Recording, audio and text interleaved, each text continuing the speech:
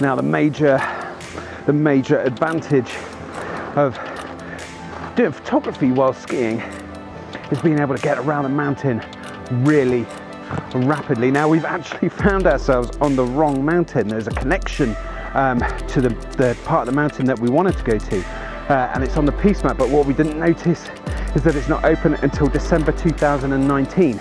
So we've just gone to the top, and now it's a case of let's get down to the bottom as quickly as we can and get to the other part of the ski resort, up onto the glacier, and hopefully be able to do some photography while we're up there. Let's do this!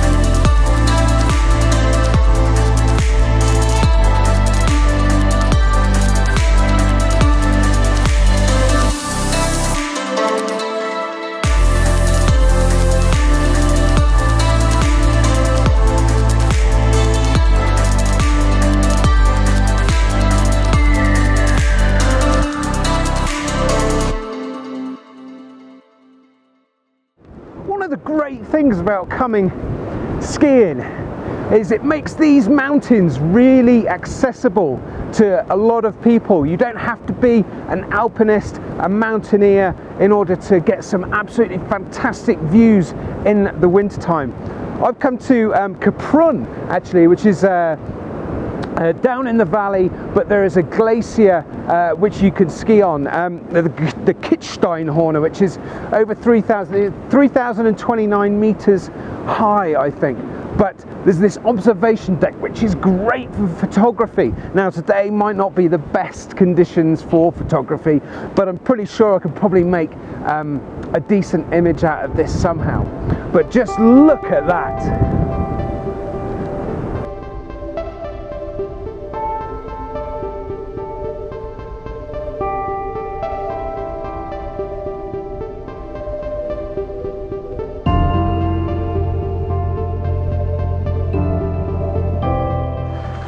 So one of the problems of doing photography in the mountains when you're skiing is that you don't get the soft light. You can't be up on the mountain first thing, you can't be on the mountain really last thing. So it's all kind of late morning, early afternoon, midday photography. You also have to cope, I guess, with the fact that you get a lot of blue sky days. And that causes issues with needing to use a polarizer to cut the glare from the snow. So what I tend to do, because you don't want to over polarize the skies, what I tend to do is underexpose and not use a polarizer. That way I don't get polarized, whoa, a bit off piste. I don't get polarized skies. And I try and kill the highlights off the snow and then recover in post. And any highlights that remain, I'll then just clone out. It tends to be just little spots here and there, glints on the snowpack. Woo! I'm quite impressed I managed to do that.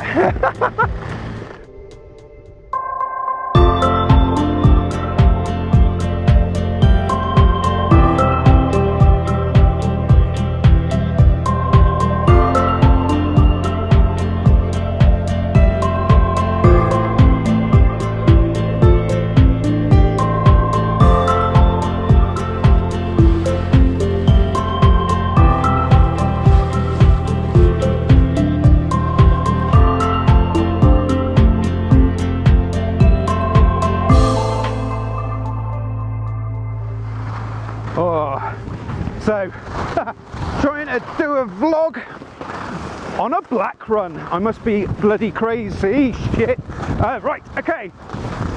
Now you can see the cloud is coming in,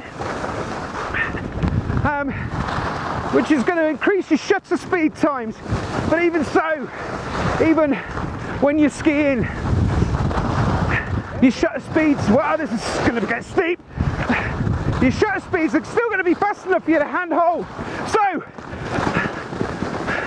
leave the tripod at home. Woo!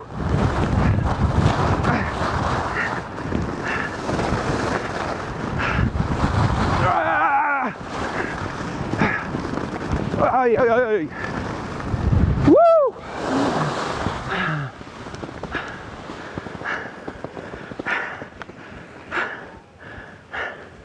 Let's say you do a black run holding a GoPro in your hand. So this is what is really great about coming skiing and doing photography at the same time. You do get into fairly high mountains very easily using the gondolas and chairlifts, and then it's a very easy ski down at the end of the day. But what you do get is views like this here. So that's the Wilderkäse, and there's a storm front coming in from the west, and it's gradually coming over all these mountains here. So using my 24-105, it's the only lens I've got with me, just to keep it simple, to pick out some really nice details on the horizon as the snow showers are hitting the distant peaks and the sun is still getting to them.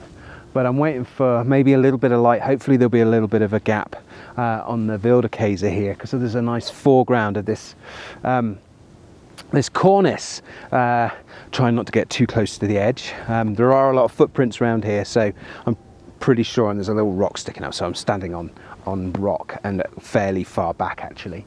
But yeah, as I was saying, you don't really need a tripod. I'm still getting, because the snow is so bright, my shutter speed at f11 is still a 60th of a second, which is more than enough with image stabilization to get a very sharp, clean image.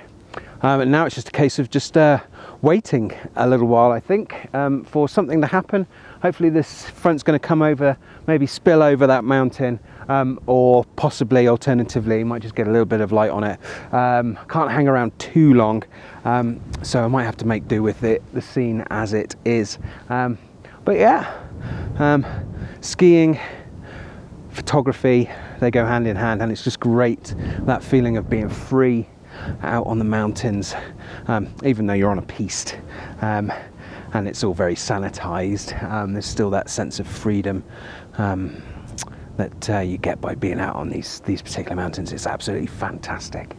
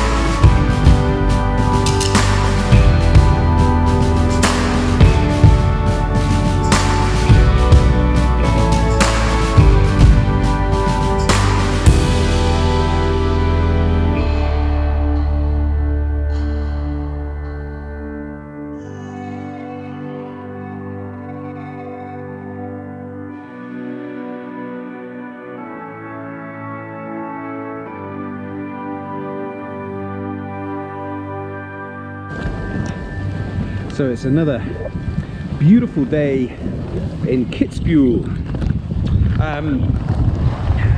But actually the weather's going to turn again later on, but at the minute lovely blue skies.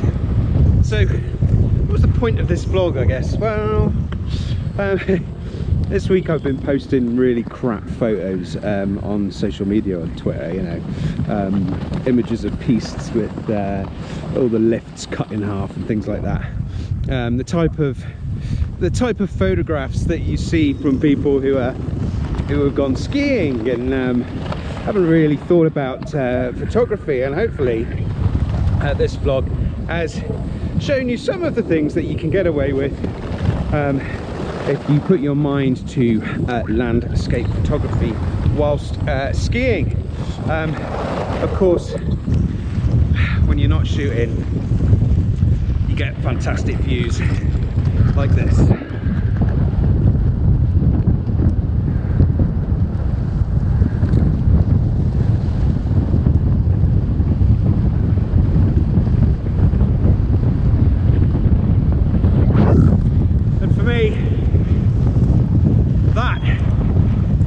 Makes it all worth it, and if I get a few nice photos out of it as well,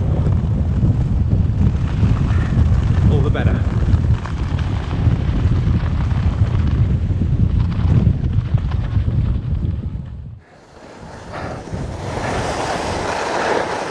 Last day skiing, and I don't think I'm going to get any photography done today. Conditions are a little bit flat. It's not been great. In fact, one of the places, the place where we wanted to go and ski today is actually closed due to high winds. So we've come to St. Johann just to get a few hours skiing in before catching the flight home. And it's spring snow. It's been like this all week. Winter is returning to the Alps tomorrow. Unfortunately, it's been rather spring-like this week, which has made the snowpack very heavy. It's meant I've fallen over quite a lot. I don't normally fall over when I'm skiing, not these days.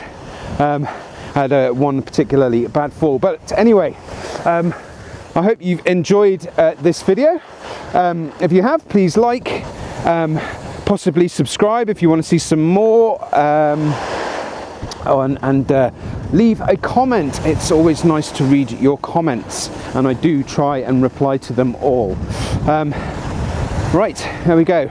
Up behind me is the Kitzbühler Horn, which is you can walk up that in summer, and there's a Klettersteige or a Via Ferrata to the top as well, which is probably quite a fun thing to do. As you can see, there is some weather incoming over the mountains, coming down from Bavaria into the Alps, so we're going to get some rain a little bit later, probably just after lunch. Right, actually some of that's quite interesting. I might take a photo, who knows. No, I don't think there's been any boom photos in this video this week.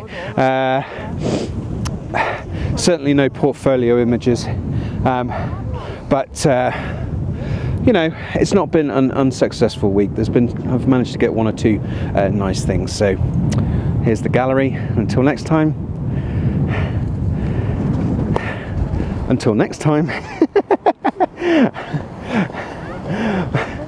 One last run. Let's do it.